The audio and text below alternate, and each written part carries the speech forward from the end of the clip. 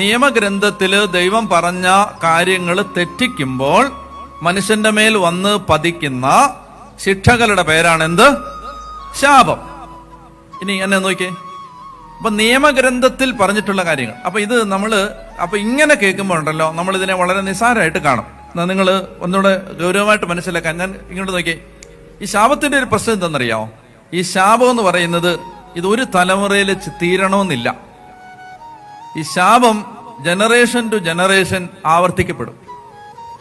അതായത് എവിടെ അത് ക്രിസ്തുവിൽ മുറിക്കപ്പെടുന്നോ അതുവരെയും ശാപം ഇങ്ങനെ മനുഷ്യന്റെ പിന്നാലെ ഉണ്ടാവും. അപ്പൊ അതിനെക്കുറിച്ച് ഇങ്ങനെയാണ് പറയുന്നത്: ഭൂതകാലത്തിൽ നിന്ന് നിങ്ങളുടെ നേരെ നീണ്ടുവന്ന് നിങ്ങളുടെ കഴുത്തിന് പിടിച്ച് പുറകോട്ട് വലിക്കുന്ന ഒരു കരത്തിന്റെ പേരാണ് ശാപം. എന്ന് പറഞ്ഞാല് ഭൂതകാലത്ത് പഴയ കാലത്ത് നിന്ന് ഏതോ ഒരു തലമുറയിൽ നിന്ന് നിങ്ങൾക്ക് നേരെ, ഈ നൂറ്റാണ്ടിൽ ജീവിക്കുന്ന നിങ്ങൾക്ക് നേരെ വന്ന് നിങ്ങളുടെ കോളറെ പിടിച്ച് നിങ്ങൾ മുന്നോട്ട് പോകുമ്പോൾ മുന്നോട്ട് പോകാനാവാതെ പുറകോട്ട് പിടിച്ചു നിർത്തുന്ന ആ ശക്തിയുടെ പേരാണ്, ആ കരുത്തിന്റെ പേരാണ് ശാപം. ഭൂതകാലത്തിൽ നിന്ന് നിങ്ങൾക്ക് നേരെ നീണ്ടുവന്ന് നിങ്ങളെ വേട്ടയാടുന്ന ആ നിഴലിന്റെ പേരാണ് ശാപം.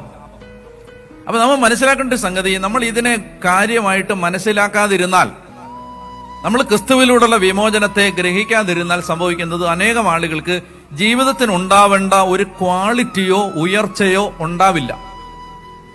മനസ്സിലാവുന്നുണ്ടോ? അതായത് വലിയൊരു അനുഗ്രഹമാവേണ്ട ഒരു ജീവിതം, വലിയ അനുഗ്രഹം, ഹിമാലയം പോലെ വളരേണ്ട ജീവിതങ്ങൾ ആറാട്ടുമുണ്ടന്മാരായിട്ട് അധംപതിക്കും.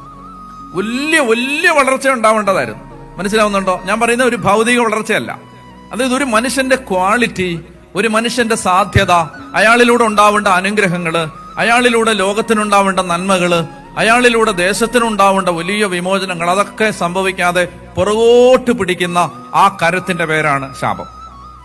ഇത് നമ്മൾ തിരിച്ചറിഞ്ഞു കഴിഞ്ഞാൽ, ഈ ചങ്ങല പൊട്ടിക്കഴിഞ്ഞാൽ വലിയ വിടുതലുണ്ടാവും.